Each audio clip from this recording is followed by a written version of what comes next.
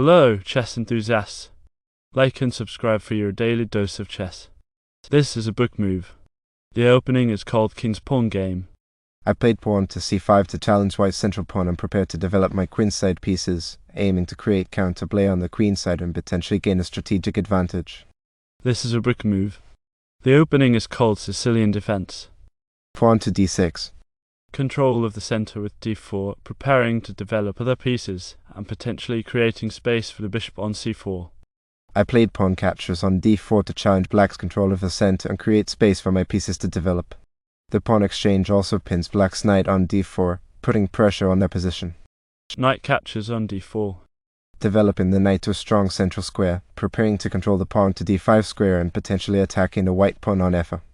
Developing the knight to a strong central square, supporting the pawn on pawn to e4 and preparing to control the pawn to d5 square, while also eyeing the pawn to d4 pawn and potentially creating a pin on the knight on c6.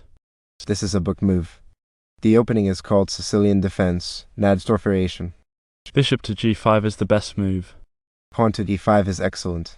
This attacks the knight. Pawn to the h6 is best. Knight to b3 is best. This defends a rook on a1. Bishop to e6 is the best move. Queen to f3 is the best move. Bishop to e7 is a solid move, supporting the pawn on pawn to e5 and preparing to develop the rest of the pieces. It also slightly weakens the king side, but this is a minor trade-off of the potential to launch a pawn storm on the queen side. I played pawn to f4 to challenge black's control of the center and prepare for a potential kingside attack. The move also pins black's knight on c6, making it harder for them to develop their pieces. Developing the knight to a strong central square, supporting the pawn on pawn to e5 and preparing to control the pawn to d5 square, while also eyeing the pawn to d4 pawn and potentially creating a pin on the knight on c3. Pawn to f5 is best. This attacks the bishop. This move gains a tempo. I played bishop captures on b3 to gain a strong initiative and attack black's position, using the pin on the knight to put pressure on the king side.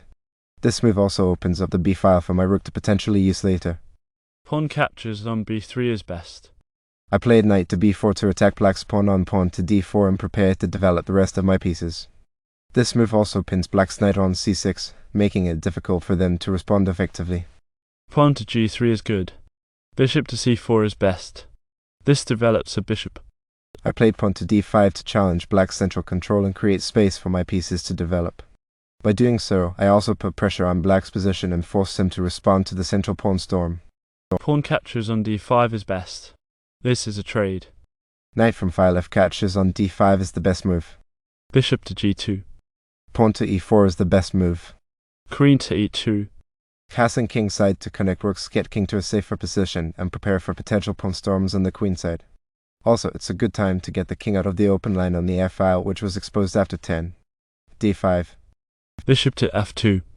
Bishop to c5 is excellent. This offers a trade. Rook from file f to e8 is best. Bishop captures on c5 is best. This is a trade. I played queen captures on c5 to take advantage of the pin on the knight, forcing Malik to recapture with the potentially weakened pawn structure, while also putting pressure on his position. Queenside castle is the best move.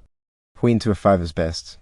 I played king to b1 to prepare for the potential pawn storm on the queen side, pinning the black knight on pawn to b4 and supporting the pawn on b3.